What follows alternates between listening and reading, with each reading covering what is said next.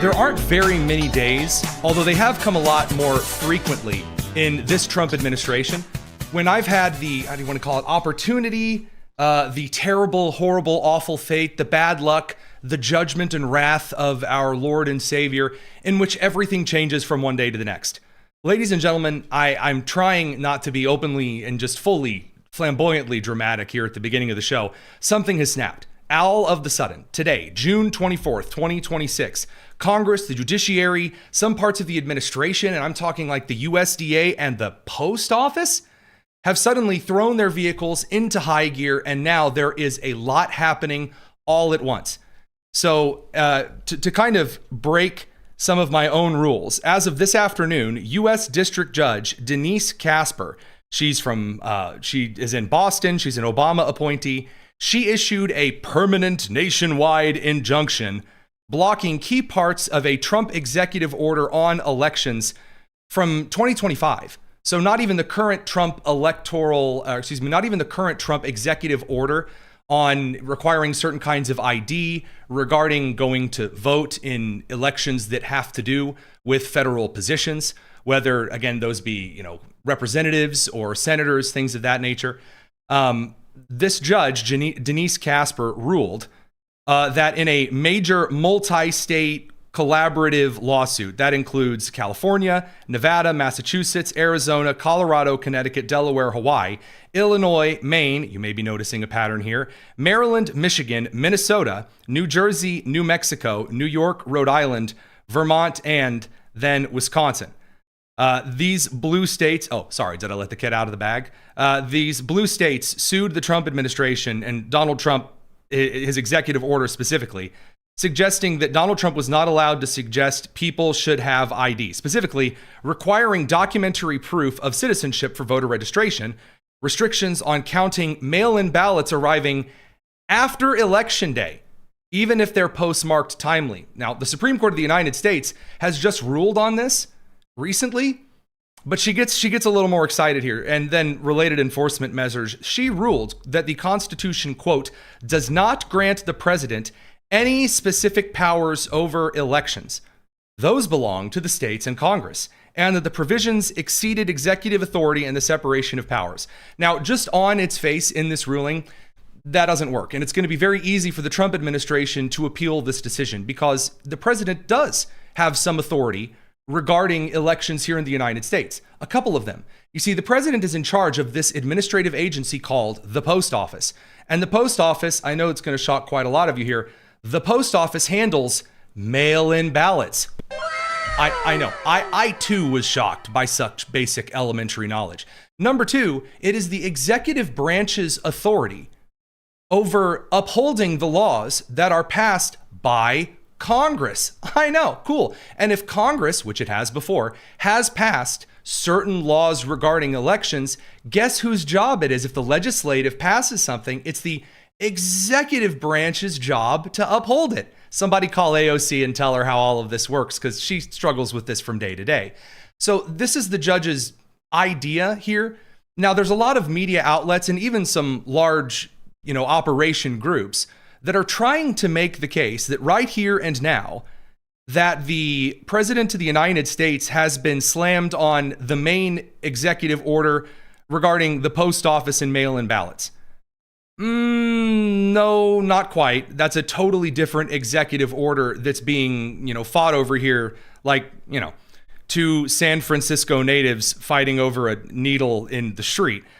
What appears to be happening here on more of a, I don't want to say kind of a meta level, on a more important legal level, the more important case currently being argued right here and now is whether or not this judge gets to apply a nationwide injunction. Because last year, the Supreme Court ruled very definitively, judges can't just magically decide that nationwide injunctions are now a thing. That's not the case here. Now, perhaps this judge might be able to rule on these measures in this lawsuit brought forward by these blue states that are listed. But there's going to be some appellate court nonsense that follows this. And this is where we have to go actually back to the timeline in these executive orders, because I'm seeing a lot of really awful reporting. No one knows what they're doing. And we here over on the Tony Kennett cast have this amazing extra super duper natural power called literacy. And we're going to share it with you. So here's the timeline. Trump's March 31st, 2026 executive order, quote, on ensuring citizenship verification and integrity in federal elections. It's his second major executive order in this administration on election-related matters. This one specifically directed the U.S. Postal Service to create uniform standards and rules for handling mail-in and absentee ballots in federal elections. They have to be trackable. They have to be stamped with special, this is a very important ballot-style document. You can't just use your very basic legalese spam mail advertisement envelopes. They have to be they have to be secure. They have to have certain security measures so people's identities can't be leaked. They actually have to comply with certain standards that even Oregon would say is important. Because Oregon does a lot of mail-in voting, as we're going to hear in just a couple of seconds. So it aims to verify U.S. citizenship eligibility, prevent non-citizens from receiving or casting mail-in ballots, tracking ballots with unique barcodes and identifiers, and then, of course, reducing fraud risks. It also requires states to notify the post office 90 days at least before a federal election if they plan to use the Postal Service and not DHQ, UPS, or your second cousin on a, short stock pony for mail-in ballots, and then allows and proposes that states should provide lists of eligible and participating voters. Now, there was another judge yesterday who lost her cookies and got very, very upset and said, you can't create a registration database of who gets to vote? That's really fascist or something. Even though states already do this with voter registration rolls. That's what voter rolls are. I know, it kind of cool stuff there. Anywho, this executive order also directs the Department of Homeland Security to compile and share state citizenship lists. Now, this is where we get to the post office getting ready to throw some hands. So today, Postmaster General David Steiner testified before the Senate Homeland Security Committee. And we got a direct question, and then the senator actually got an answer from the Postmaster General, very unusual for C-SPAN 3, right next to ESPN 8, the Ocho. You guys know committee hearings in Congress are supposed to be theater and yelling. And there is some posturing because the Postmaster General tries to answer the question, and then the senator cuts him off and starts doing his best impersonation of Pumbaa with indigestion. Here you go. So yes or no, if a state refuses to turn their absentee voter list over to the federal government, will the Postal Service still mail their ballots under this proposal rule?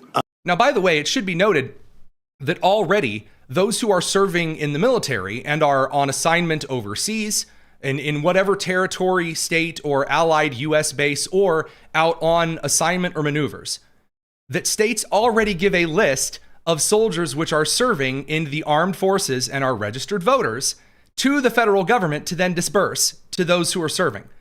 So as far as absentee ballots are concerned, we're already kind of doing 80% of this, but Gary Peters of Michigan, he's kind of trying to bait the Postmaster General here. Here's his response. Under our proposed regulation, no. We would tell the state that we need the manifest in order to, look, what we're asking for. I mean, that's the answer. You would tell no. So the proposed rule basically coerces states to conform to these new requirements and hand over their absentee voter rolls or face the consequences of not being able to vote by mail. Again, that's already a thing with military service members. If the state of Connecticut and all of its hellish policy does not collect the names of its active service members or its diplomats, if for example, I'm a citizen of the great state of Indiana, and if I served in a diplomatic role, I am the ambassador to France, because I am fully deserving of God's judgment. While I was in Paris enjoying the city burning down and the horrible policies, the state of Indiana has to notify the federal government, even though the federal government knows I would be the ambassador to France, that I am registered to vote in the state of Indiana. And if they don't, guess who doesn't get a ballot and has two thumbs and is devilishly handsome? This guy. This isn't difficult. The Democrats are trying to make this appear as though this is some deep-seated, super-duper, ultra-fascism thing.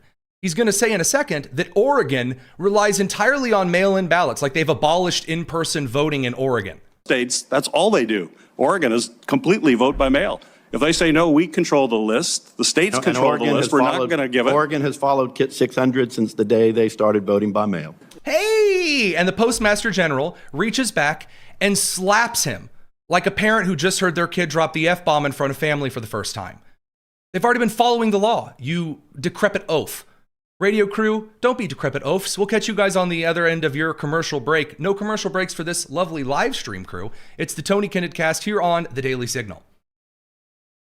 Now, let's get into why this matters. There's some other judges that are also getting a little frisky in the meantime, other than this particular Boston judge. The other Boston judge, Judge Indira Talwani, is currently overseeing lawsuits by voting rights groups like the League of Women Voters and other Democrat-led states, challenging the March 2026 mail-in executive order.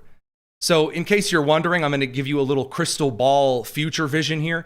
It is Judge Indira Talwani that will eventually try to claim that the post office is not allowed to require states to mail things correctly.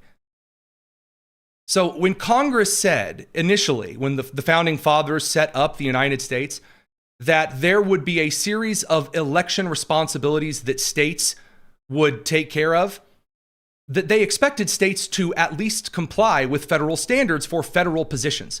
But after the 17th Amendment was passed, which allowed for required the direct election of senators by the state populations instead of by their state legislatures. And then after the Reconstruction period of the Civil War and through World War I, Congress started passing these really crazy things called laws. You may have heard about a piece of paper singing about these things on Capitol Hill in great old cartoons. And it turns out that these laws that were passed actually set a series of standards that states need to comply with in order to get the exchange. The exchange being you are allowed to elect representatives to Congress, and then also those congressmen and women represent the number of electoral college votes that your state get to play in. Very basic civic stuff. There's another judge that is holding a very, has already declined to block the executive order. Back in late May, D.C. District Judge Carl Nichols declined to block the USPS order in late May, said the Postal Service hasn't even fully acted yet. So we're doing a bunch of preliminary hypothetical nonsense. So where is this going to end up? What does this mean? The March 2026 executive order on the post office. It remains in effect and is going to be implemented via the Postal Service and their proposed rules and the Postmaster General's enforcement stance. He's the Postmaster General. He actually has a lot of sway in how the post office does what the post office does. If New York wants to shell out for the UPS or FedEx or whatever breadline service the Soviet Union used, it's welcome to do so. So anyway, the quote, no delivery without list position creates immediate practical drama for the midterms, but already there is so much that is going on. We don't even have appellate courts that are agreeing with each other. So what's likely to happen? What happened with redistricting measures? Eventually, something is going to have to get in front of the Supreme Court, whether in or out of session. They're going to see some emergency rulings that are likely to be thrown down here. Again, one of the reasons why, in a 2-to-1 vote today, the Sixth Circuit ruled, that would be in Michigan, that the Department of Justice cannot force Michigan to turn over its unredacted statewide voter registration database.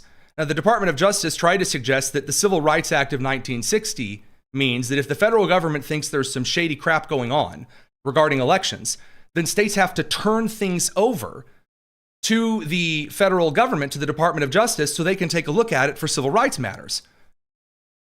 Now, Judge Mathis, joined by Judge Cole, said the Civil Rights Act of 1960 only covers voting records that election officials acquire from others, such as voter registration applications. What does this mean?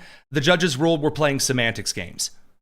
Like, well, actually, if you dot the I and you put an apostrophe S, well, actually, it's not a pyramid scheme. It's the pyramid's scheme, huh?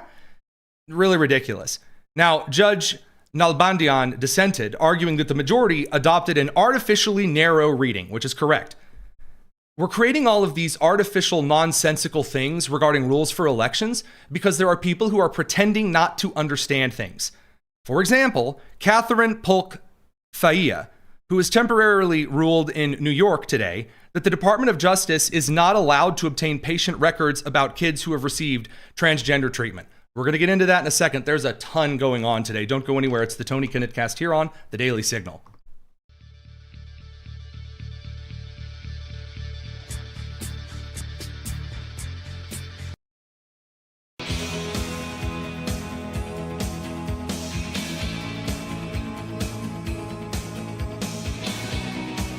You're listening to the Tony Kinnett Cast on 93 WIBC. Before we get to, just so you know where we're going here on the roadmap, before we get to the complete burning down of the Democrat Party right now and what that actually means for the general election, and before we get to Republicans, despite all odds, having actually come up with a plan to get, actually a couple of plans, to get the Save America Act through the Senate so far. Again, I'm rather surprised. We have to talk about just one final insane update on the court side of things. So Judge Catherine Polk-Failla has temporarily issued a restraining order on the Department of Justice. From what?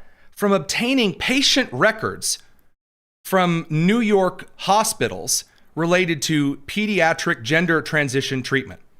So, as you know, many of the health organizations that originally had suggested transgender treatment for minors was totally safe, it was totally fine, no problem. Now there are, in fact, quite a lot of problems. And we're finding countersuits, we're finding individuals who are scarred for life and who are completely sterilized.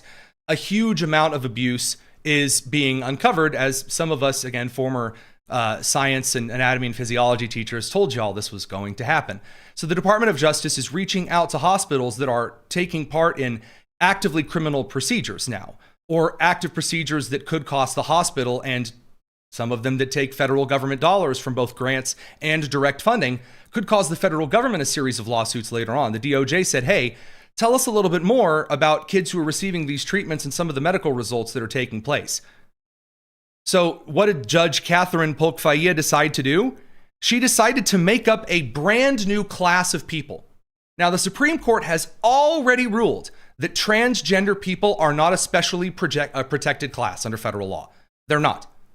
So like if I was going to, for example, in operating a business, announce today, and let's also say in this example, I'm taking federal money, and I announce no black people here. And that's the business that I set up, and I'm also taking federal money. The Civil Rights Act, among a whole lot of other stuff, says I can't do that because the federal government's funding me. I can't discriminate, especially against protected groups. So like classes of individuals, aka direct discrimination. Well, the Supreme Court ruled earlier this year that, in Clarence Thomas writing, said you're not allowed to just magically create various classes of individuals for political reasons, like transgender, queer, feminist, black, secondary, paraplegic goats from Michigan. You can't do that. Well, federal Judge Catherine Polk-Failla has just done so. She provisionally certified a class covering any minor who received gender transition treatment at New York City medical institutions between January 1st, 2020 and May 5th of 2026. So not only did she illegally create a protected class of individuals, she set Biden pardon-style artificial sawhorse barriers on dates and times and places and locations. What does this mean? It means that there's an appellate court that's likely to come down like Paul Bunyan out of the forest and smack somebody with the axe of basic literacy. That didn't stop New York Attorney General Letitia James from trying to celebrate this, saying in a big victory, a court has blocked the federal administration from seizing the private medical records of transgender youth, well, the ones that haven't committed suicide anyway, in New York. As this lawsuit continues, I'll keep fighting so that all New Yorkers, well, again, not the children who are receiving this experimentation called treatment, and then suffer lifelong consequences. Anyway, I'll keep fighting so that all New Yorkers can receive the care that they need. New York has proved a very magical place for the Democrat Party. It is, as Van Jones over on CNN has put it, it was the place of the corporatist establishment. Because in New York, that was where a lot of money was made. And so the corporatist Democrats, those who, at least in the Bill Clinton 90s, used to be part of the protectionism economic style model. The protectionism model of tariffs, special agreements with countries, and a lot of the stuff the Trump administration is now passing off as part of the Republican big tent. Well, the Democrats no longer can use Bill Clinton-style populist economics, and so springing up among every single hotbed cultural revolutionary issue, whether they be Islamic issues, whether they be race hustling issues, or whether they be LGBTQ plus 2IA, whatever issues, the Democrat Socialists of America have created the opportunity for the Bernie Sanders kind of Marxists to stroll in with Mamdani and double the size of the squad. So after all, you know how successful Ilhan Omar has been in Congress. Certainly AOC and Rashida Tlaib and Pramila Jayapal and Andre Carson haven't been big, huge, massive failures that have given Hakeem Jeffries headaches. So what's the plan? To, in a primary that has the lowest a seriously low turnout in this primary, to put forward completely toxic and awful individuals. So again, don't take my word for it. Democrat Van Jones making it clear, yeah, I very highly do not recommend this this take. Here you go. Well, New York City matters because the two most exciting left-wing candidates are here, AOC and Mamdani, but also this is the stronghold for the establishment, Schumer and Hakeem Jeffries. This is a battle between the establishment and this insurgency, and the roof is collapsing on the Democratic Party establishment tonight. If Mamdani gets a hat trick, 3 out of 3, this is a new era for the Democratic Party, and you can't write off New York City because this is the place where both it's the power center for the establishment and the insurgency, and they're going head to head tonight. And right now, this is no longer a movement. This is a movement and a machine at the same time. There's just no way to sugarcoat this. If Mamdani pulls off the hat trick, it is a new era in Democratic Party politics. Okay, so hang on just a second here, because there are a lot of other conservative pundits and politicians and representatives and senators and everyone out there today who has already analyzed this to death. So I'm going to take a slightly different approach here and point out that, yes, it is obviously concerning that one of the two major political parties in this country is currently in the middle of being eaten alive by the radicals inside the party. I will say this. You asked for it. To the Democrats, you asked for it. You demanded this. You were looking for this. You've asked for it. You've demanded the fleas when you laid down with dogs. Number two, there are Democrats in different parts of the country that are not only terrified because Congress is a national game. Again, what Senator Lindsey Graham says from his Senate perch in the Carolinas will often piss off people in the middle of the country. When Senator Josh Hawley from the more populist side of the aisle says something, Republicans on the coast may get a little bit nervous. And the same with Democrats. How Democrats act in Congress, in the House and the Senate, affects the party as a whole. Congress is a national game, boys and girls. And so in Utah, you have a lot of progressives. This is not receiving almost any coverage at all. There is a major congressional election in Utah that was a Kamala Harris plus 24 district. Democrats are panicking. Well, I shouldn't say Democrats. Progressives, the Marxists are panicking because in Utah's first House district, the Democrat primary winner is Ben McAdams, who is a marginally kind of pro-life Democrat, one of the very last ones that there is. He's a moderate on a lot of Democrat issues. Now, is he so moderate that he's like a conservative? No. But compared to Nate Blauen, who was the guy he was running up against, who I was told by all of the socialists over on Twitter was going to sweep Ben McAdams away, the people in Utah and Democrats in a large portion of the middle of the country are recognizing, and not just your average everyday independents and Democrats, but a lot of the kind of journalistic class, the Democrat strategist class, some of the folks inside Politico, for example, have recognized that some of these New York communists are going to be an eternal headache, especially in 2028. Radio crew, we're going to send you guys over to the commercial side of things. We're going to get into some of these examples here in a minute. Lots to unpack tonight. It's the Tony Kinnett Cast here on The Daily Signal. All right, so here come the commies. There are quite a few of them.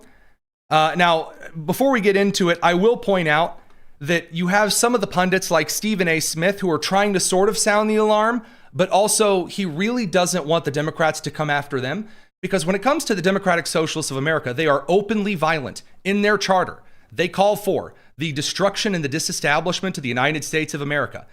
These individuals openly, very clearly, and passionately support executions, terrorism, mass violence. This isn't just, well, they only want free healthcare. That is BS. They are openly calling for violence and revolution. Very, very, very muchly. It's their own damn tweets. So these individuals who are currently out on the warpath for blood, and as Jennifer Welch said, if you don't support this, we are going to effing come after you. Her words, not mine. Now you have people like Stephen A. Smith who are saying, oh, this is bad, you're not going to win, but also I like Zoran. Zoran, please don't come after me. Oh, I love you, Zoran Mamdani. Here's Stephen A. Smith being a cucked coward. Ladies and gentlemen, let me be very, very clear. If the Democratic Party becomes the likes of Zoran Mamdani, who, by the way, I like. Excellent. Not trying to throw any shade on him or anything like that, but... Why? Why? Is it because you're afraid of what the socialists might do to you, Stephen? I happen to notice that a lot of individuals, especially people like Stephen, who have supported the Black Caucus, the Hispanic Caucus, who are now losing seats to these Democratic Socialists. I'm not hearing a whole lot of chaos and uppity, angry yelling nonsense that I heard all through this last year during the redistricting process. If the Democratic Party becomes him, you have no chance. You have no chance. On a national basis in terms of the presidency. In Senate, seats in the House, you have no chance. You have no chance. I want to be very, very clear about that. You might have a Democratic Socialist sprinkled here and there, but that ain't what America is. America's about capitalism. America's about dollars and cents. America's about an economy, a flourishing economy. Okay? And you know what it's not about? Free stuff. Somebody got to say it, so I'm going to say it. Okay, so again, okay, fine. The economy is a very important part, but it is not the only reason that Americans reject the Democratic Socialists of America. The open, passionate, seething, angry hatred for this country is the very thing that will eventually drive this stuff away. It will. A lot of people are simply turned off by the open calls for violence. Because, for example, when you have like in a state Senate election in New York, when you have the Mamdani-endorsed Aber Quas, who just openly hates the country and is an absolute nutcase. Ilhan Omar is just so giddy she could burst that this individual is now going to be in the state government in New York, because of course she's going to win her seat come November.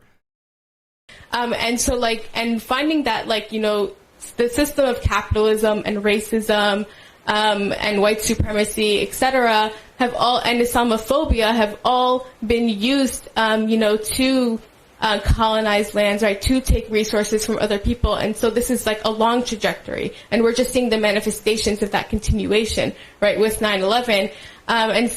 We're going to blame the United States for 9/11, that kind of that creature. Excellent. Thrilling stuff. Now, again, a lot of these candidates, they have been beaten to death. So I will give a very brief overview of some of these people, because the squad is about to grow much larger. It is not as exciting because for the Democrats, I should say, as some are claiming. And that key reason is there was very low turnout for this primary, and it's got some ramifications. Don't go anywhere. It's the Tony Kinnett Cast here on The Daily Signal.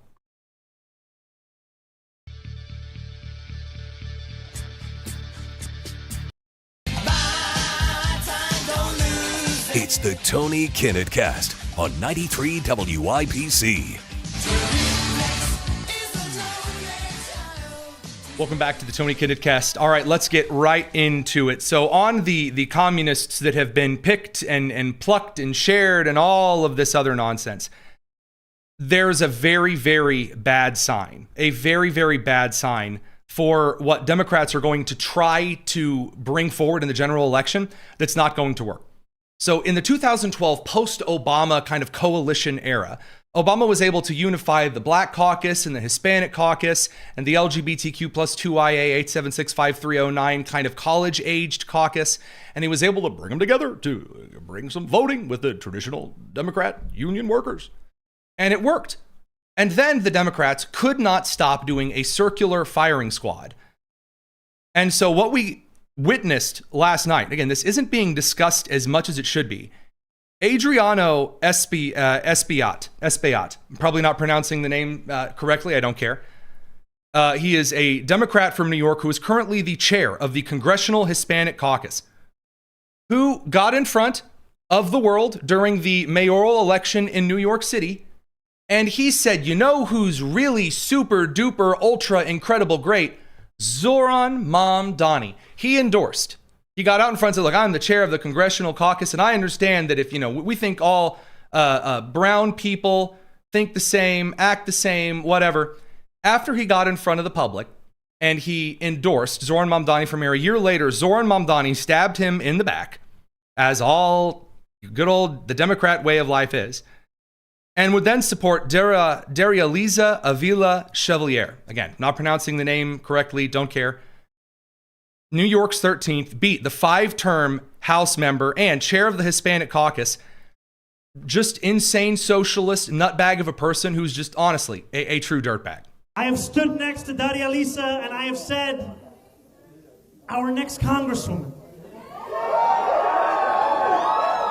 And I've said these words in the way that many of us will say, inshallah. In the beginning, we hope, but we don't know how close it is. So this particular piece of trash, she's a very special individual for a number of reasons. I mean, she suggests that no matter what, no individual ever should be deported, ever, no matter what crime they commit, because America's bad. Time and time again, what I've realized is just how deeply unjust the very concept of deportation is, right? The idea that we should deport anybody is just inherently cruel. But then the notion on top of that we have a criminal system, an imperfect system, one that we can criticize, right? But one that exists. And yet we subject people to an additional system of punishment on the basis of where they were born, right? Because people go through the criminal system, then many of them go about their lives, try to rebuild their lives, and then are picked up again, redetained in an ICE detention center, which is often also just a prison, and then deported, which is one of the most cruel forms of punishment when you think about the fact that you're ripping somebody from everything they know with nothing but the clothes that they have on their back and putting them in a country that they're entirely unfamiliar with. Of course, you know that that's complete garbage. A lot of deportations are back to where they came from. And they don't have a whole lot of dedicated infrastructure here because they came here illegally. But she's also defended the idea that we shouldn't be putting murderers behind bars because that's like additional trauma to the murderer.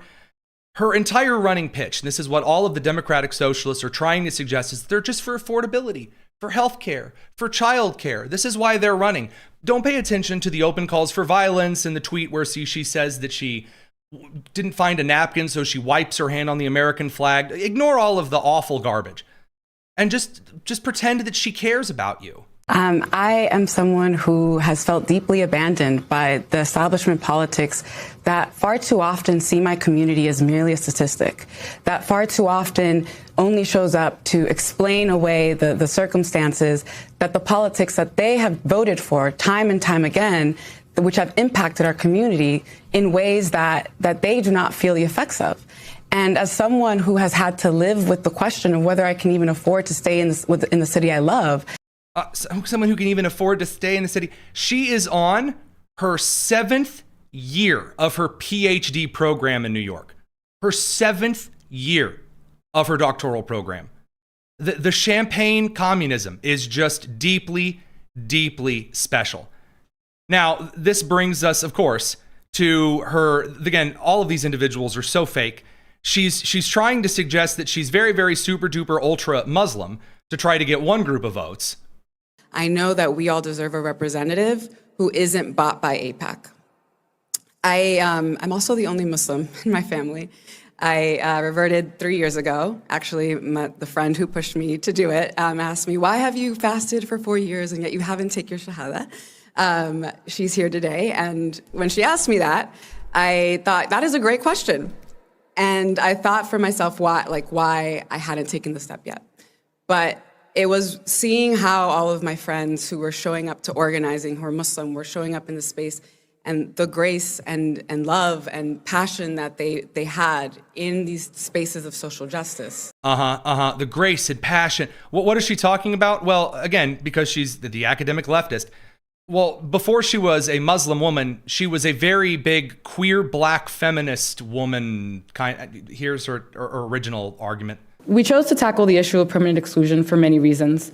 As folks who operate within the black queer feminist lens, we know that the most marginalized should always be at the center of our work. And we see this as part of our ongoing work to end broken windows policing, which criminalizes poor communities of color for merely existing. Trying to get to work on time is an arrestable offense when you don't have $2.75. And it's no coincidence that over 92% of fare beating arrests are of black and brown New Yorkers. Broken windows policing specifically targets. So it's a very weird combination here. It's very strange. Now, is this lady likely to sit in Congress? It depends on if Republicans actually have the stones. So she is a founding member of CUAD. It's an organization allied with the Democratic Socialists of America, which attempt to coerce Ivy League schools specifically, but universities in general, to break their ties with Israel. However, their stated intentions, the stated intentions of the organization are, and I quote, to undermine and eradicate America through the use of violence in America. The quoted words being, quote, to undermine and eradicate America, end quote, through the use of, quote, violence in America, end quote. So is she even legally eligible to sit in Congress? No.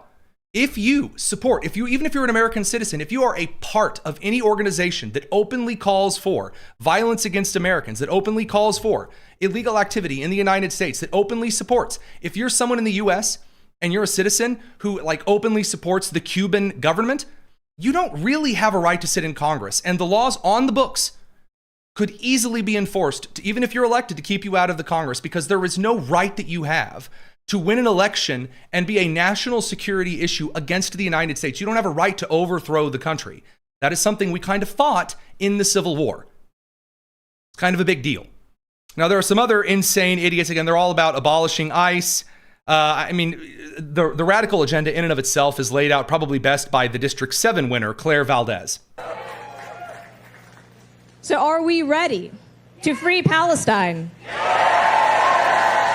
Are we ready to abolish ICE? I love the very first thing is obviously something very dear and near and dear to all of the New Yorkers, the most local issue possible, as Zoran Mamdani calls it.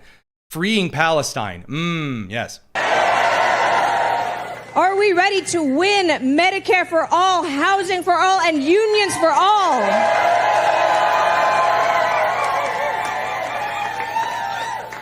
I know that's right. Yeah, free housing, free everything. Oh, we can do it. It's just going to be super duper incredible and easy. Okay. And by the way, this individual is so insane. There's so much of this to cover. I'm trying to move through the show as quickly as I can, I promise. She just thinks everything is the responsibility and the cause, like white men exist, and so she hates them. Because of course this crew is also desperately racist. Immigration in a different way. We hear all these, white conservative men talk about who does and does not belong here. And look, this nation was founded on genocide and the mass displacement of people. It's just the history. And to say that some people cannot belong here, it's best of luck, sweetheart. Come on. You can leave first is what you mean. You can show yourself the door. Again, I'm just not going to take a lecture from an ally to the group that has taken more time than anyone else has taken all of the time to fully endorse the most colonizing and abusive religion on the face of the earth, that being the religion of Islam. I'm afraid not. And then also she wants to nationalize the airline industry.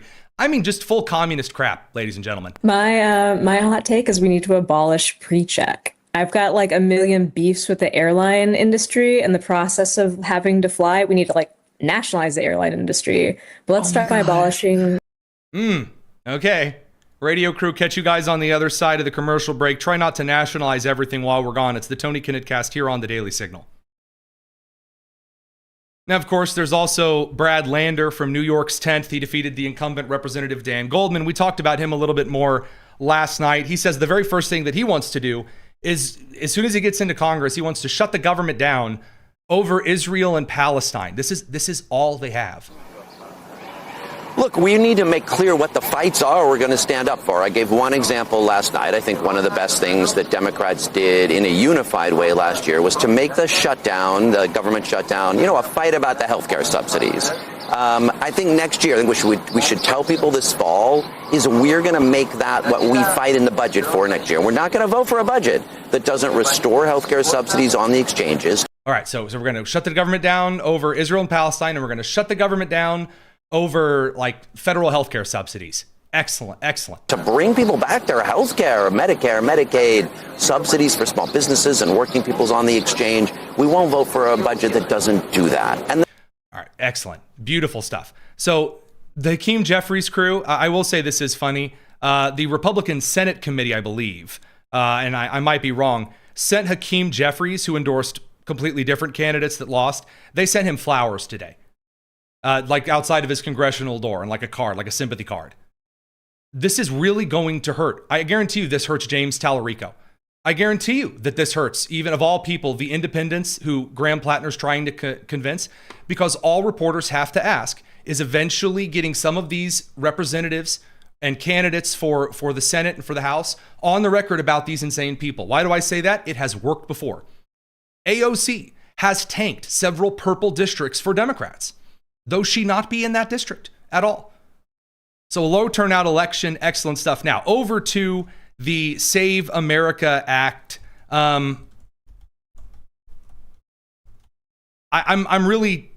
So yesterday on the show here on the Tony Kinnett Cast, I cited an interview from about 5 or 6 months ago where our producer Josiah got a chance to talk to Senator Mike Lee of Utah, because producer Josiah asked Senator Mike Lee, again, good friend of the show, good friend in general, and a very good Republican senator, asked the man, hey, I see the Senate kind of in this weird loosey-goosey land on actually getting some things done because they're on this sort of recess, sort of adjournment, sort of not.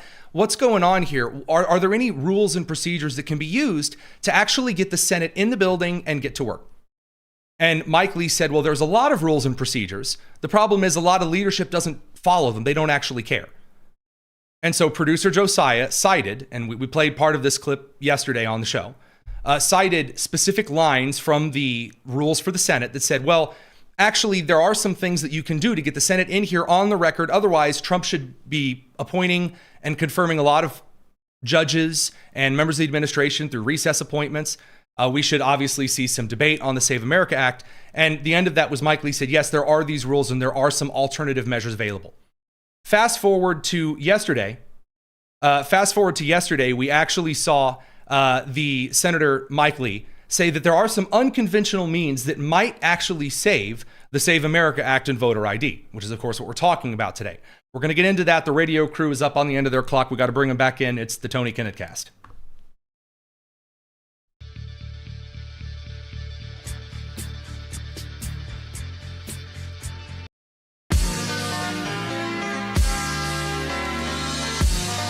It's the Tony Kinnett Cast on 93 WIPC.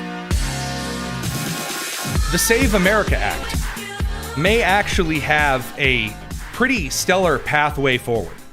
So as I said yesterday on the show, the current plan, which was to either break the filibuster, which you need a simple majority to break the filibuster. I'd pointed out there were 5 to 7 senators on the Republican side of the aisle, which have been very, very, very obstinate to doing anything. Now, this does not come without merit. You have guys like, for example, Bill Cassidy of Louisiana, who is rather upset because of a particular primary loss. And so he joined Lisa Murkowski, Susan Collins, and Rand Paul in a war powers resolution. Now, why as a Republican, why vote for a war powers resolution? It's very ceremonial, very symbolic. Why vote for that at all in the Senate right now? Well, the reason is that this is essentially a way of saying, I'm standing against President Trump. Now, here's what Senator Cassidy actually had to say about this, and it ties into the Save America Act stuff pretty directly. Check it out. Yeah, the American people just need to know what's going on with Iran. And I don't think there's been sufficient information shared with Congress or with the American people. So that was my message. How was that received by the president? Did this turn into a shouting match? Well, voices were raised, put it that way. Any regrets on anything you said? No. Voices were raised, shouting match stuff. There is some shouting match stuff going on over in the Senate between Republican members, and it is necessary. It is good. It is a good thing. Because if you are going to be a Republican right now, which stands there and says, I'm not doing anything, you should have to argue that to the rest of the Senate, to the American people, and to the President of the United States who is signing the laws that you put forward. Because there are a lot of things that some of the establishmentarian members of the party, your Mitch McConnells, your Tom Tillises, your Bill Cassidys, your John Cornyn's, your Lisa Murkowski's, your Susan Collins, and even, yes, occasionally your Rand Pauls, actually do want to see passed through. Now, excluding Rand Paul, there are a couple of bills that the President of the United States is refusing to sign right now because the Save America Act has been obstructed, meaning that there's no talking filibuster, there's no actual filibuster that's been broken, we haven't glued it to anything. It's a very popular bill with the American people, of course, because you just saw in the beginning of the show, all of the different federal judges that have directly attempted to intervene on the most basic election security measures that almost every other civilized country, countries that we like, countries that we don't like, friends and enemies, and the apathetic, all use. The United States has states that just choose not to do so. And so, for example, the President of the United States said today, quote, today's housing news conference and signing is hereby canceled until such time as we pass the desperately needed Save America Act, which I consider to be a national emergency. Thank you for your attention to this matter, President Donald John Trump. And I, sitting there, getting ready actually for a hit over on Newsmax, I'm sitting there on the camera shot, and I'm next to a foreign policy expert, and I watch as President Donald Trump then walks out with John Thune. And John Thune, the majority leader of the Senate, starts to kind of walk past the president because there's this crowd, almost this Formula One racing tire barrier of press waiting to ask the president and the majority leader of the Senate some questions. And John Thune starts to go into the left corridor. And Donald Trump reaches out with his hand and just kind of lightly, just a little kind of a, hang on there, John, hang on for a second. Let's talk to the press for a moment. And Thune kind of uncomfortably stands there as the president articulates very clearly, we ain't moving, we ain't going, we ain't doing a diggity darn thing until the Save America Act is on the record with senators with the American people, which is the thing that Senator Mike Lee of Utah has been bringing up consistently, often to a lot of grief and a lot of complaints before the American people. This is what led to a pretty decent and significant breakthrough that I believe has given a new wind of life for the Save America Act. And you know that if I didn't think there was a pathway, I would tell you. I told you yesterday, the phrase I used was, and I quote, not a snowball's chance in hell. But if the snowball is caught before it finds its way to the fiery gates, then there just might be a little bit of saving grace for it. So let's talk about it. So Dr. Kevin Roberts over at the Heritage Foundation articulates this a lot better than I do. So he says, quote, the American people are demanding that Congress deliver on two major priorities before the midterms, the Save America Act and Reconciliation 3.0, meaning funding certain things, stripping the funding from certain things, actually making the economy more affordable and slashing some regulation. That's what's in regulation, or that's what's in the Reconciliation 3.0. He said, show votes aren't enough. Republicans must fight for both. How do you fight for both? The House has been slinging these things out of the House of Representatives into the Senate faster than Waffle House dishes up orders during rush hour. So he says, quote, the Senate must take up the Save America Act immediately and enforce the talking filibuster, or alternatively, must attach it to must-pass legislation. Election integrity cannot wait. So what's must-pass legislation? There's this bipartisan measure on housing. There's the FISA court stuff that a lot of Democrats and a lot of establishment, national security hawkish, some might call them kind of neoconservatives, neocons, want to pass through the Senate. And so the deal that's being brokered is the American people want the Save America Act. And so if you really want to see some housing reform passed, you really want to see some healthcare reform passed, you really want to see some immigration reform, some basic funding reform, you want to see the FISA court stuff pass the Senate, then attach the Save America Act to it. And through that, we actually see a new opportunity here because although some things are being passed kind of on the externals, through like veto-proof measures, the president can just leave things on his desk and not sign them and string things out and along. And that creates a whole nother dimension here. And this has some Republican senators pretty pissed. Our Pedro Rodriguez today for this Daily Signal actually got a chance to talk to some of the senators, Senator Tommy Tuberville, as well as Senator Kennedy of Louisiana. Got a chance to actually sit down and ask, with an exclusive series of statements to the Daily Signal, about some of the obstructive Republicans and what the path forward looks like. So to the radio crew, because I'm not going to be able to introduce them and play the clip, as it is now 7:56 and 25 seconds before 7:57:20, which is when the radio crew, by FCC regulation, has to drop out. So to the radio crew, right now we are on youtube.com/Daily Signal. There are a couple of TV stations on the cable community side that have chosen to stick around as well, at my persuasion. So we're going to cover this over here. To the radio crew, we wish you a very fond evening. There was a ton more show tonight, and I mean, it's jam-packed. We may even go a full 2 hours tonight. So don't go anywhere. It's the Tony Kinnett Cast radio crew. We will see you tomorrow. It is, to do the FCC sign-off, the Tony Kinnett Cast here on the Daily Signal, nationally syndicated and first on 93 WIBC. All right, those nerds are off to their end-of-show commercial break. Let's get back to the good stuff. So Roberts from the Heritage Foundation says, quote, Reconciliation 3.0, the economy stuff, it's the economy, stupid, only requires 51 votes in the Senate and could provide a major win by cracking down on fraud and alleviating the high cost of living for American families. Now, the Heritage Foundation has already released a detailed plan with popular high-impact reforms that Congress can implement. Heritage Action will be tracking which members of Congress fail to act in the interest of the American people. Republicans only have a guaranteed trifecta, and it's a crimped trifecta because you don't have the 60 in the Senate, which means the filibuster either has to do a talking filibuster, which means a simple majority vote that the Democrats can then put someone like Cory Booker up to talk until he's out of breath, and then it passes. Or you just nuke the filibuster entirely. That trifecta, only through the end of the year, and they should not be wasting it on more vacations, because as I told you yesterday, the Senate's getting ready to go on vacation. So America expects results, end quote. Now, that brings us to what's the actual good news here? What are we doing? What's the plan?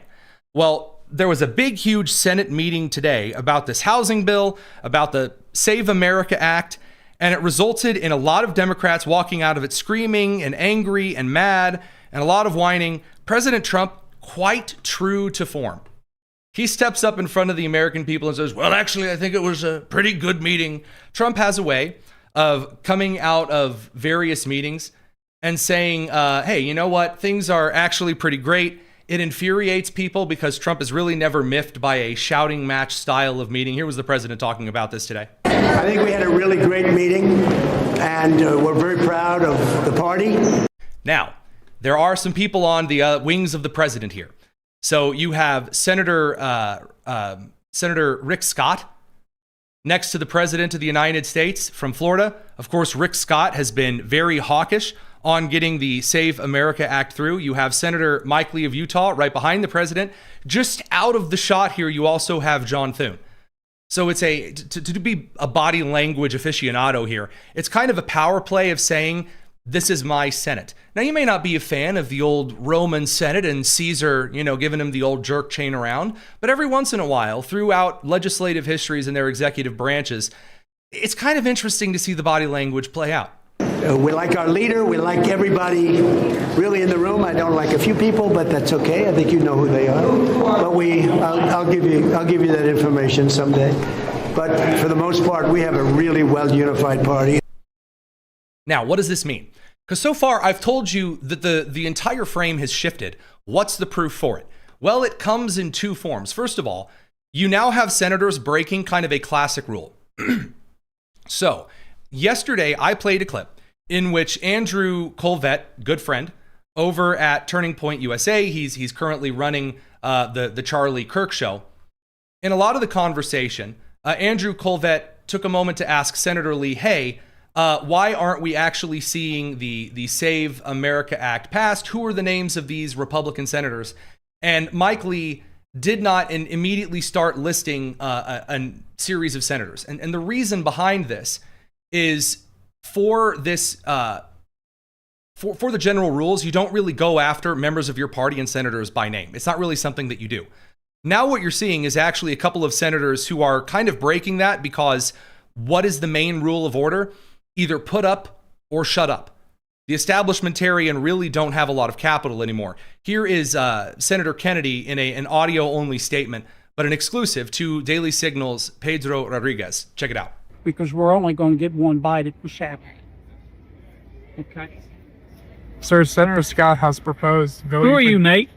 I'm with the Daily Signal. Okay. Senator Rick Scott has suggested voting for the Save America Act every day until November. I'm fine with that. Do you think that's feasible? I'm fine with that. I'm fine with, I would like to, and I've encouraged Senator Thune to put the FISA bill with the SAVE Act on the floor. I'm for doing that. I'm for trying to do the SAVE Act through reconciliation. I'm okay with Senator Lee's idea that if we put it on the floor and talk enough that the Democrats will say no mas, we give up. Now, I said yesterday that just talking about it every day wasn't going to work. I would like to amend a small part here, saying that my interpretation of Senator Mike Lee yesterday, some of you reached out and actually asked about this, said, so Senator Mike Lee said, we're just going to talk about it until the Democrats get exhausted. What I thought he meant was that simply the first order of the Senate every single day is just going to be to talk about the Save America Act, and soon the Democrats will relent. What I realize that Mike Lee has clarified since then is that for the Save America Act, the United States Senate would institute the talking filibuster, so that the Senate could, bring on Cory Booker, and he could rant and rave, and his eyeballs could pop out of his head, and he could yell until he's blue in the face. If you actually get Susan Collins, Bill Cassidy, Lisa Murkowski, and Mitch McConnell, who I know would go for it for national security reasons. Tom Tillis is kind of a maybe. But if you get those four to glue FISA and the Save America Act together, and then put that combined glued together package to a talking filibuster, could that work?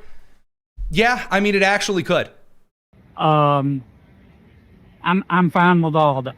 And do you believe Senator Thune will follow up on that idea? I have no idea. I think that's a good question you'd ask Senator Thune, Nate. All right, so that is the comment over from Senator Kennedy. Senator Tommy Tuberville of the great state of Alabama, he made a similar statement. Pedro got a chance to actually ask him about this particular conversation and statement from Kennedy, and it kind of picks up from there. Check it out. We need to get it passed. Kennedy has also suggested merging the Save America Act with FISA. He suggested Thune should do it. Do you think that's something that leadership will take up?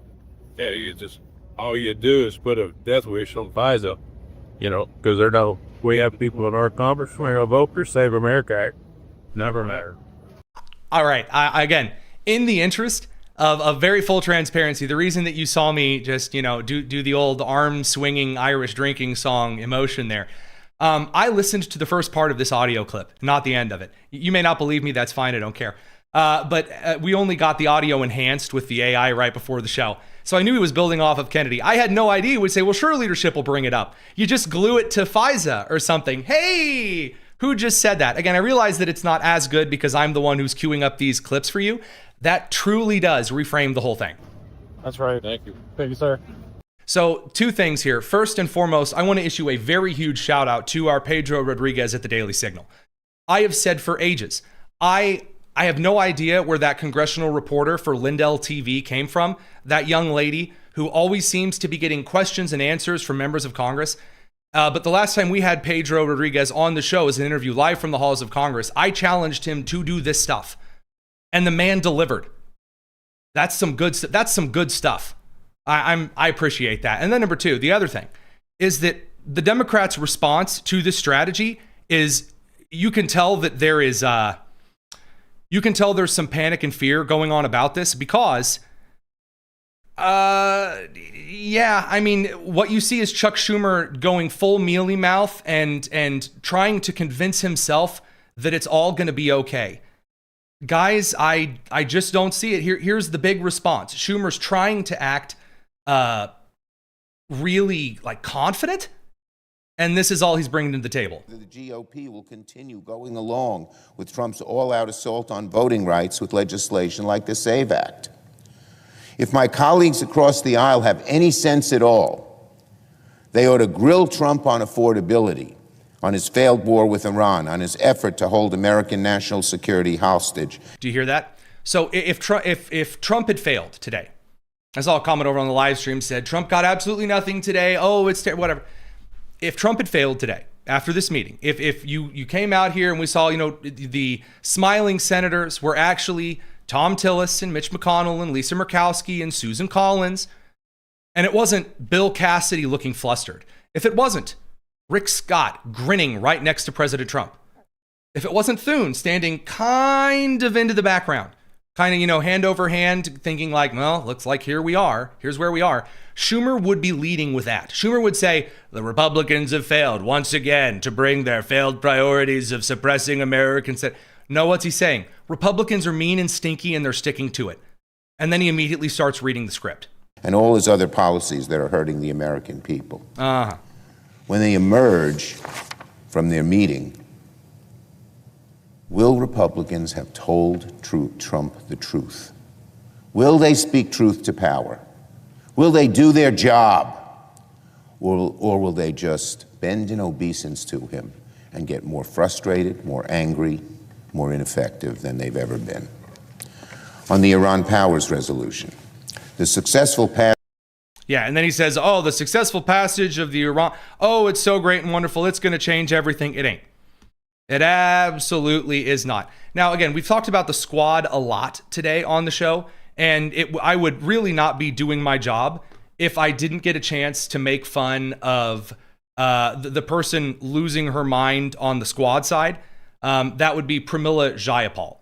Now, I love this because Pramila Jayapal has the charisma of a 2-month-old dried up Fig Newton, but she just keeps on trying. Again, if you want more Pramila Jayapals to be the leader of your party, then that's what the squad members coming out of New York City are promising. Buying a home is unattainable for so many Americans. Is this election legislation more important to you than resolving housing? This is every election's important. We're doing very well.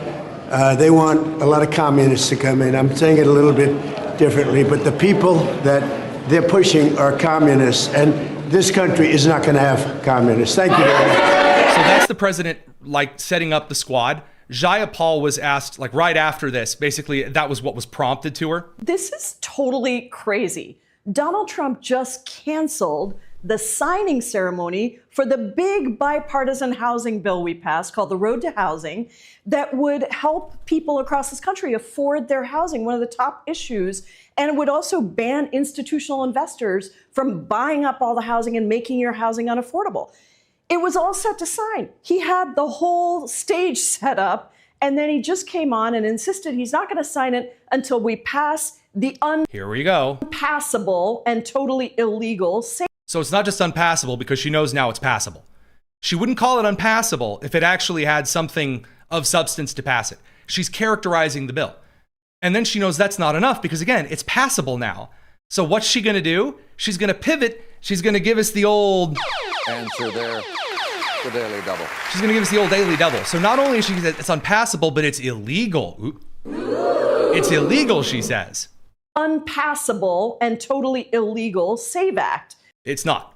Not even remotely, slightly kind of illegal. Supreme Court precedent, by the way, already paves the way. Did you guys know, boys and girls, that it's actually the Supreme Court of the United States that actually paved the way? Of all things, I know this is kind of crazy. They paved the way in a lot of their recent decisions to actually get some of this stuff across the floor. And the House and the Senate, in writing a lot of the provisions for the Save America Act, it turns out that they followed the Supreme Court of the United States rulings so that it would be legal. Correct! Circle gets a square. So Pramila Jayapal, retarded as usual, very, very exciting. Which is all about trying to blame immigrants and take away voting rights for people. There it is. Yeah, and then one last fail swoop, play the race victim card. It's all about demonizing immigrants and brown people and the person who I don't pay to cut my lawn. Across this country. So this is who we have in the White House. He is taking away your housing for his personal projects that can never pass and are unconstitutional. Yeah, that's super duper special. Thank you very much for sharing. As usual, again, though he has been lambasted in his own way quite consistently over the last couple of years, it is once again Speaker of the House, Mike Johnson, who has probably made a better case, and by the way, has passed more legislation with this tight of a majority than I think we have seen in a very, very long time. But Speaker of the House, Mike Johnson, made a case today that I also think is worth sharing. Country, it is a dangerous thing. This is not a joke. We're in a fight right now to save the republic. And every American needs to take this seriously. You need to wake up.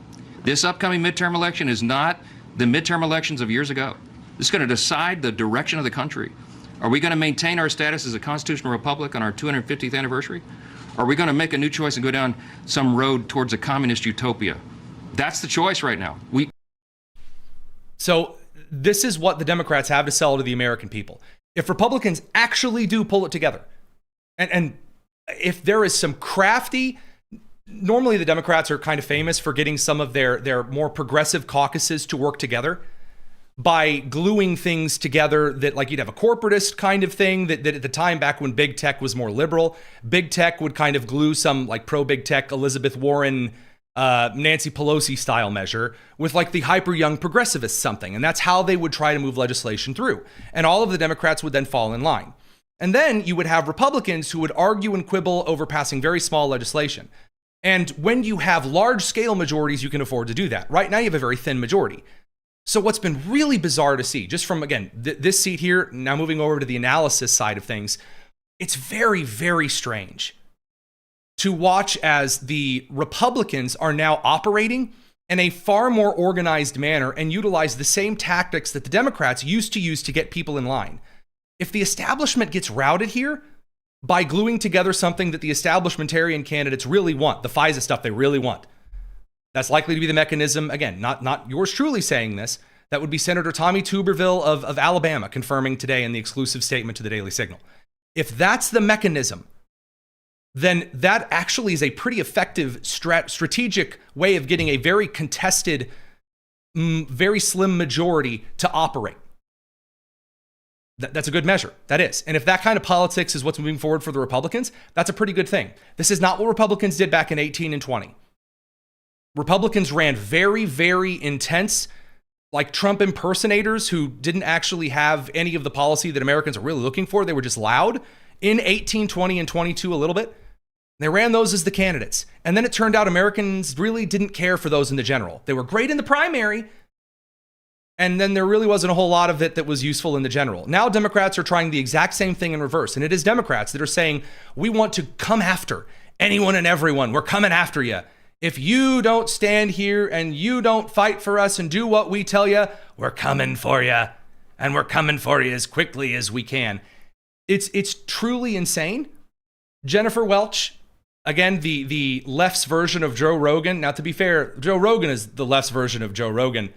But anywho, the overly Botoxed Jennifer Welch also has her take on the whole thing. It all boils down to the new way the Democrats are facing the circling firing squads, and they're playing the cards way too early. What happened in New York last night are the citizens standing up against. By the way, I should clarify here before Jennifer Welch opens her mouth. There's a very good chance that she swears because she very rarely knows how to communicate otherwise, because her mind, like her logic, is gutter trash. Anywho, that's just a little disclaimer there. If you have kids in the car, maybe either skip this part, mute this part, or scream loudly so your children don't hear the gutter filth of Jennifer. Against corporations, against fascism, against MAGA, against corporate Democrats, against establishment Democrats. And this is hopefully going to sweep the entire country. And people go, oh my God, they're so radical. They're really not. Oh, the random Botoxed blonde lady on the left. Whether it's Jennifer Welch or it's Nicole Wallace or it's the lady that Jennifer Welch hosts with or it's that one lady on the... this class of suburban lady that surfs Instagram all day on the left. She told me after I said, hey, look at all this stuff that they said. Like really insane radical crap. Like we want to burn down the country. That everything is white supremacist and it's evil. We need to nationalize the airline industry. I mean, all of that insane nonsense. That's not actually radical. Actually, that's normal.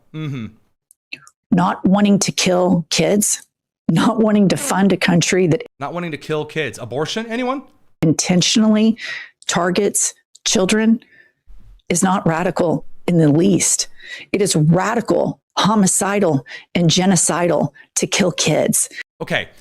On the issue of like the whole being obsessed with Israel thing, I'm going to make one point and one point alone, because the Democrats really truly believe, like Tucker Carlson's crew really truly believes, and Candace Owens and the other morons out there who are also illiterate.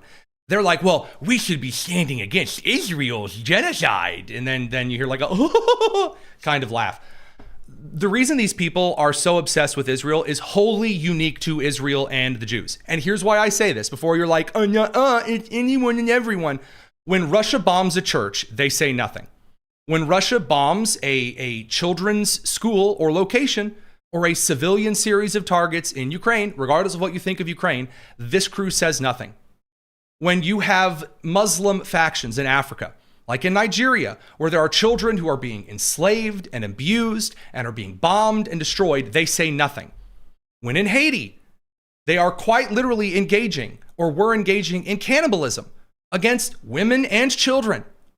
In Old Testament style, brutal child sacrifice, they said nothing.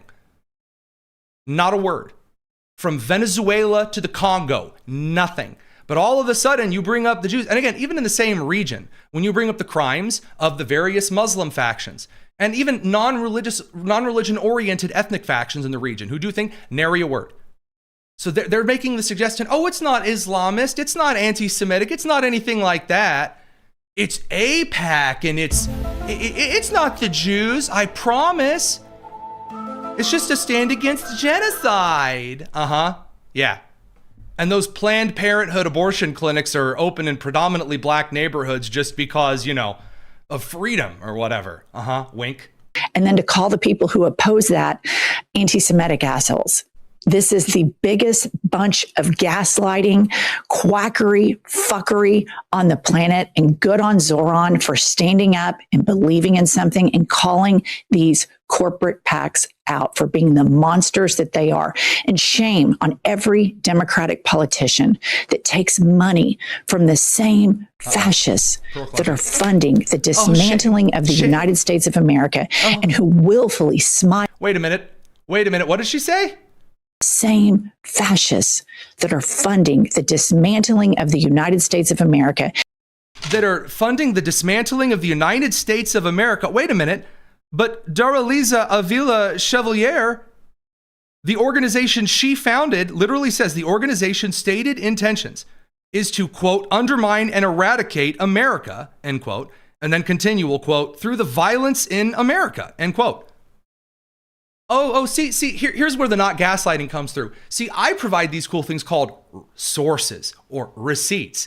That's what this little thing is on my screen. It's a receipt. I'm showing you the people who are prominent in the political sphere, who are doing things, who are saying things, who are writing things, so that you don't have to just trust me as I'm so glad that Zoran is he's intersectionally wonderful. I don't have to click whore for people. I show them the receipts and then they stick around. It's kind of crazy. And who willfully smile and fund the intentional targeting of kids. Yeah, sure, sweetheart. So that side of the entire crew, meltdown stuff, I do believe that there is an opportunity here for the United States to actually move forward on some of the Save America Act stuff. And in the middle of all of this counter argument, the panic that is starting to show up, because they're recognizing that because the midterms are a national game, the more that the new squad get out in front of people and say insane stuff, the more that we find out, again, like candidates like Graham Plattner that comes out from his past, and the more that James Tallarico says he's a Christian who hates Christianity, the more it makes average independent voters less likely to come out and vote. Again, much less to come out and vote Democrat. There being more registered independents right now than ever in the country, people registering as independents politically or claiming to be independents, is a major warning label for the opposition party. The opposition parties should be always gaining, whether it's the Republicans or the Democrats, should be gaining registered voters, should be gaining identifying voters. Instead, fewer are identifying as Democrats. You're seeing that with fewer that come out to vote in primaries.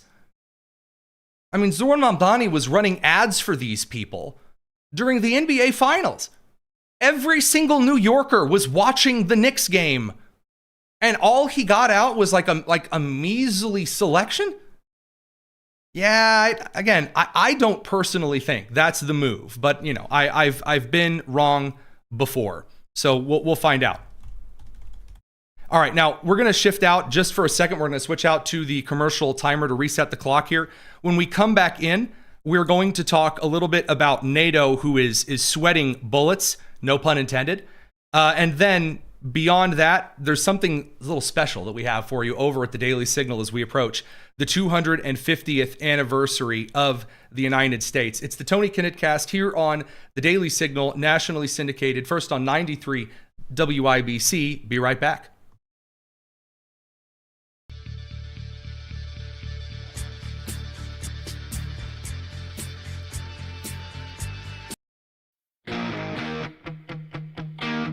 This is the Tony Kinnett Cast on 93 WIBC. Oh, NATO is sweating bullets, ladies and gentlemen. And it's a weird thing here because the North Atlantic Treaty Organization is, again, founded right after the Second World War. It was the United States and other Western nations that the U.S. was in the process of rebuilding via the Marshall Plan. It was the stand against the Soviets who, again, when the United States and the Europeans went in and liberated a country that was, again, under the occupation of the Nazis, we handed them back their country. Even nations like Austria that were supposed to be occupied by the United States for a long time, we ended up turning back over to them. Japan, we turned back over to them pretty quickly. The Soviets would move into a region, again, the Soviets that all of these democratic socialists from New York are praising to high heaven, they would move into a country and then they would just keep it forever. Now, the North Atlantic Treaty Organization is being used as a method to simply allow the United States to pay for the militaries of Europe so they don't have to, while meanwhile suggesting that the United States needs to take whatever foreign policy directive that NATO suggests is important, like, for example, standing up to Russia in the face of their war and incursion into Ukraine, which is not going so hot for the Russians currently because Russia couldn't even competently conquer the most corrupt Eastern European country.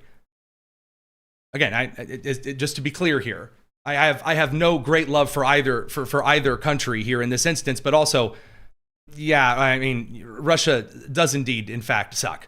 So in that entire hullabaloo, the Europeans have suggested the United States needs to ramp up all of these things, and the Europeans will call Americans awful. And then say, oh, you Americans, you do not know how great the Europeans are with our free healthcare that does not work, and all of our other programs that are so good. And the United States grew more and more and more tired of simply footing the bill for a lot of individuals who openly say that they hate us. And so now, after Operation Epic Fury, in which Donald Trump said, you get a lot of your oil from this Strait of Hormuz, and we're asking you just to pony up a little defense. You want to buy oil so bad from right here. Maybe you send your stupid HMS Dragon crap down here, England, or send the Charles de Gaulle, that's kind of an aircraft carrier, kind of sucks, to the Strait of Hormuz. Or maybe India to get off there. I mean, not, part of NATO, but just to be clear, maybe India would like to participate and actually be useful for once in a military capacity. Maybe once in a blue moon. But anyway, enough with the crew dumping trash into the various holy rivers. To the Europeans, President Trump met with Mark Rutte of NATO, again, the guy who has been very pro-Trump before. Trump is, again, running out of patience. Now, again, Trump is always very flattering of any person who comes over to the White House and, gets in front of the press, gets in front of the country. And Trump always kind of talks, very kindly about those particular matters. Here was the president of the United States today with Mark Rutte, kind of just on Europe in general, though kind of getting to I'm kind of tired of paying for all of their crap if they're not going to be useful. Well, let me just say, he's been a friend of mine. He's a great guy, great leader, great Secretary General. Everybody respects him. And I appreciate your nice words, but you really have done a good job. And I think if anybody else were in that position, we wouldn't even be meeting today, to be honest with you, because we were let down. We didn't need help on this at all. We've demolished them in literally the first week. But it would have been nice if they would have said, we'd like to help. We didn't even need it, but it would have been nice if they said that. They didn't say it. But as Secretary General, and he's the boss of the whole operation, he was, I believe if I would have called him, and I didn't bother doing that because I was doing individual countries just to take the temperature and see how they were doing. But I think if I would have called him, he probably would have found a way to help if we needed it. I feel, would have been a little bit different. But I was disappointed. I was disappointed with Italy. Now, once we get over the, he's a good man, I kind of like the way he combs his hair. Again, there is a lot of complex individuals out there. President Trump is not complex.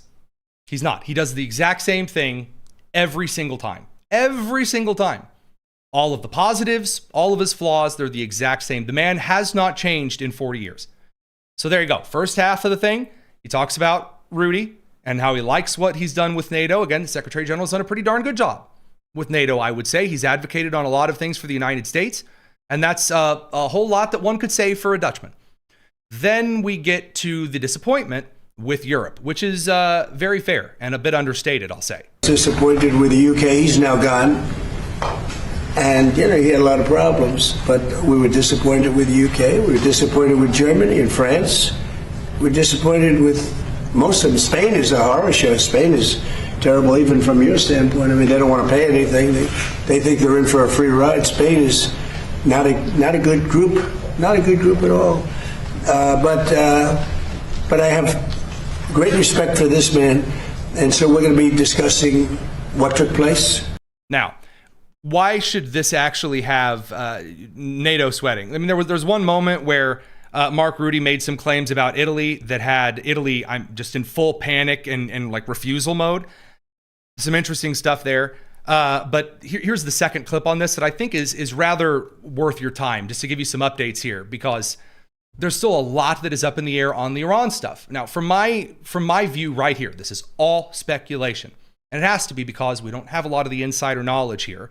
And I'm sorry, but Barack Ravid over at Axios giving us his crystal ball readings, the man's been wrong way too many times in a row. So what I think is happening right now is that President Trump is allowing J.D. Vance to do what Vance likely begged the man to do. And if it goes long enough and it doesn't go the way that Trump feels, and if Trump at the end of this feels embarrassed, like we saw with Pam Bondi, like we saw with Kristi Noem, then eventually Vance is going to be reassigned permanently to the fraud task force, and Rubio is going to take over. And Rubio was just in the UAE today, and there's some very big things happening regarding the UAE. We'll get to that in a minute, though. Here's regarding the NATO, the Europe, and the Mark Rutte stuff. Here you go. Now I want to take you, if you stay here, I go over to these boards here, because I want to show you what this president was able to achieve. And I start with this chart. This chart is about the Trump trillion. The Trump trillion shows you the increase Europeans and Canadians are paying into defense since you took office in 2017. Right. Trump 45 plus Trump 47. A total of extra spent by the Europeans and the Canadians of 1.2 trillion. When you look at the effect of Trump 47, so the isolated effect of the extra defense spending in 2025 and in 2026, you see almost $140 billion extra spent nominal on defense by the Europeans and the Canadians. And also this year you will again see an increase by about 120 billion, which brings a total in 2 years of over $250 billion. I can assure you this is because of Russia, because of the threat, but I'm also absolutely convinced that you being President of the United States, being consistently pushing for something which since Eisenhower has not been achieved, which is the Europeans equalizing their defense spending with the United States. Okay, so Mark Rutte does something here that is very, very competent when dealing with Trump. So the first thing he does is he exercises a little bit of flattery. Trump has an ego. He'll tell you. He has an ego. You got to flatter Trump a little bit. And you say, well, I don't really like that. My dude, it comes with the territory. God knows that I have flaws. That's one of Trump's, and it can be mitigated when you're negotiating with him. Man's got an ego. Rutte goes and flatters him a little bit. Then he says the key part. You have increased the numbers and levels of spending of other European countries, and it is a vision that has been the desire of the American administrative state from both the State Department, the Department of War, and back at the time when congressional committees were more useful for something other than C-SPAN, since the Eisenhower administration. Which is that, things like Britain will make an assault rifle that doesn't jam. Well, and the French will not retreat at the first sign of a scuffle. Well, and Germany will be actually useful and effective without tossing it all away at the last second. Well, and then the Italians will not wait for someone else to do something first. Well, we're on the way, though. That's kind of the point. The reason Rudy's making this statement, just so you're aware, there is a good amount of concern, and rightfully so, among the NATO people, that the United States is really losing its interest in increasing the funding year after year after year for Europeans who will praise out the wazoo awful memorandums of understanding, awful ceasefires, and silly George Bushian style isolation-y but still really friendly, huggy, squeezy butt style interventionism. Yes, I said an isolationist form of interventionism, meaning, oh, please don't hurt us. We promise we'll love you and give you everything crap. The Europeans will praise that. And then whenever there is the time to roll the sleeves up and do things, like sinking the Barbary pirates, they'll do what they did the last time the United States had to deal with the Barbary pirates, which is, oh no, we'd rather pay off the Barbary pirates, which is what Europe did until Thomas Jefferson came along and bombed and shelled Tripoli and sunk every Muslim pirate boat. Rudy is very aware the United States could eventually go back to telling Europe to deal with its own crap. Go back to suiciding their children or sacrificing their civilians for climate change because they won't buy air conditioners. This is your evidence. Then, when it comes to jobs, look here. In total, 195,000 jobs being supported by investments. Investments from European companies into the United States, 83,000 jobs supported by that.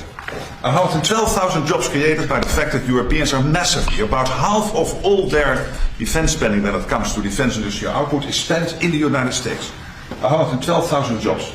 Last year they spent $54 billion on US defense industrial output. There is now a order catalog, So he starts kind of going into the specifics, the details, kind of almost the Michael Scott, here's all the Dunder Mifflin stuff that we do. Don't go to online. Look at our sales team. It's Jim Halpert. It's Dwight. Oh, it's so exciting and stuff. That brings us to the kind of the boo-boo outside. I told you, the Italians were going to panic today. I'm sorry. This is kind of funny. I laughed. I think so, yes, you're right. And I totally understand the disappointment. But when you take, for example, Italy, 500 US planes took off from US bases in Italy to support Epic Fury. So this is massive. Yeah, that's massive. Because it is, in fact, Giorgia Meloni and a lot of the Italian government that, again, in the NATO fashion of wanting everyone to come defend them. But, since 9/11... And the United States incursion into Iraq and Afghanistan, in which the Spanish royally screwed everything up, and then there were some other.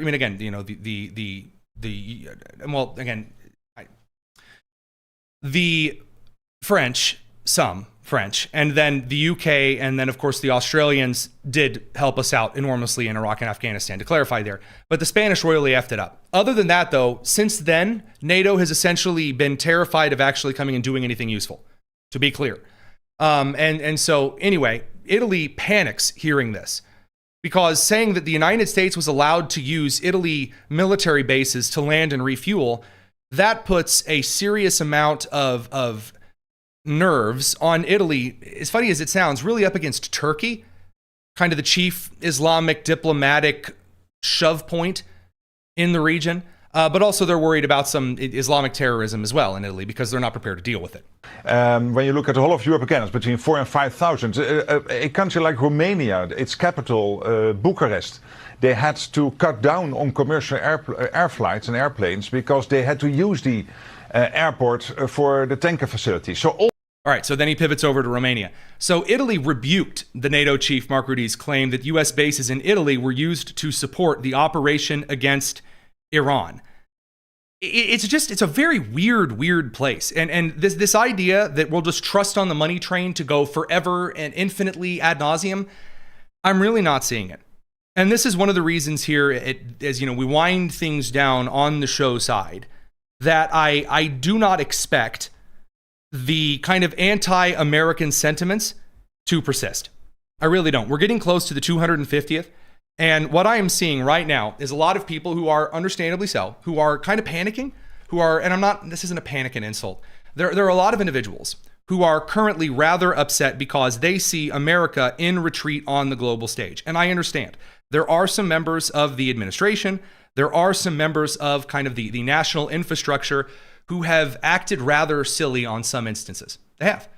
However, there are a lot of things, some of which aren't getting coverage, in which the United States is advancing on the global stage, like boxing out China. The Belt and Road Initiative is essentially dead. It's dead, and China is panicking internally. It absolutely is.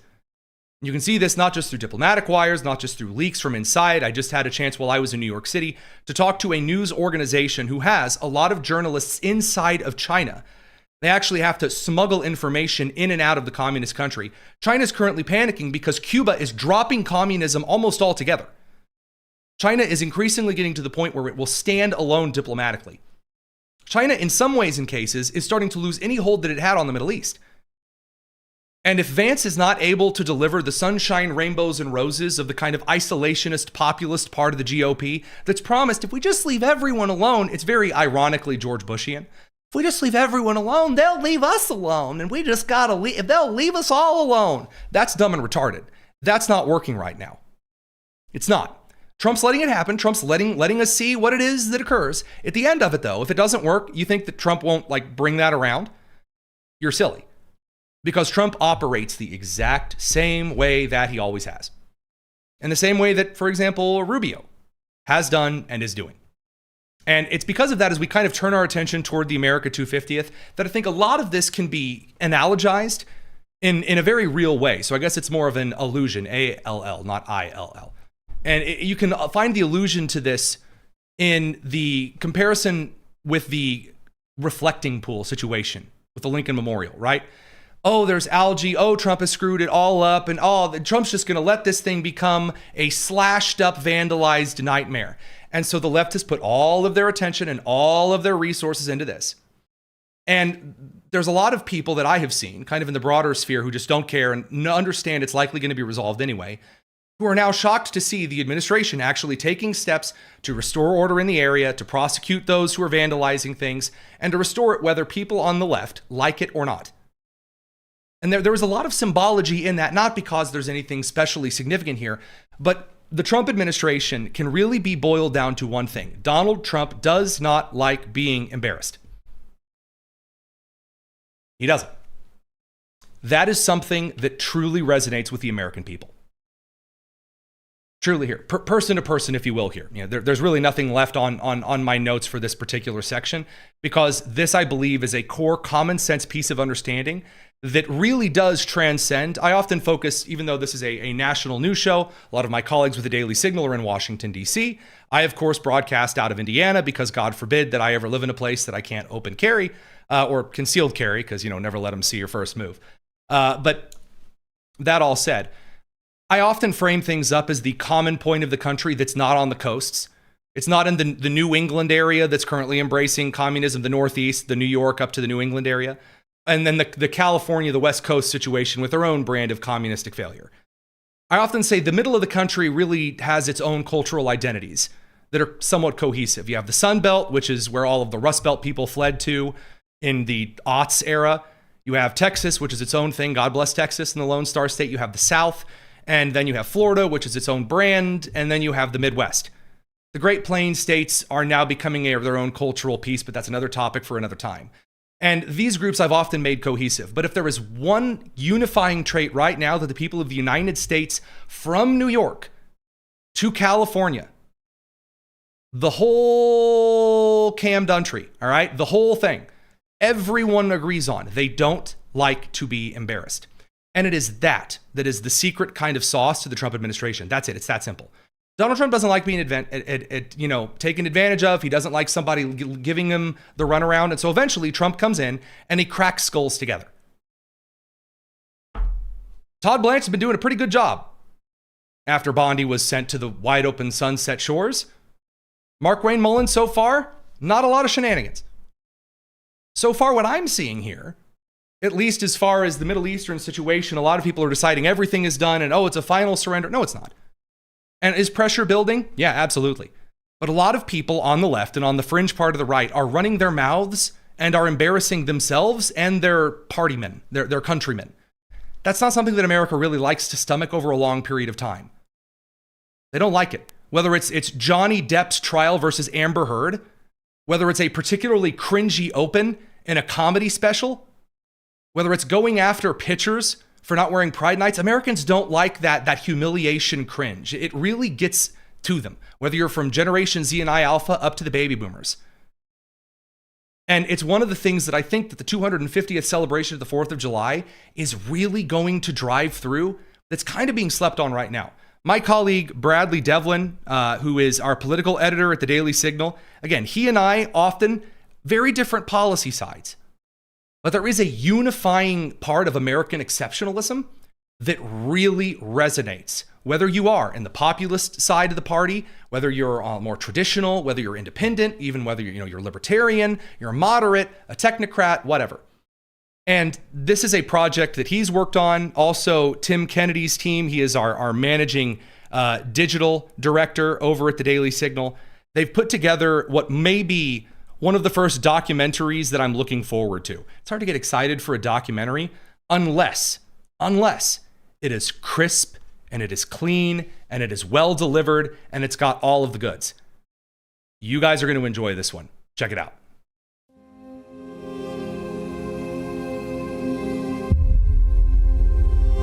We hold these truths to be self-evident, that all men are created equal, that they are endowed by their Creator with certain unalienable rights, that among these are life, liberty, and the pursuit of happiness.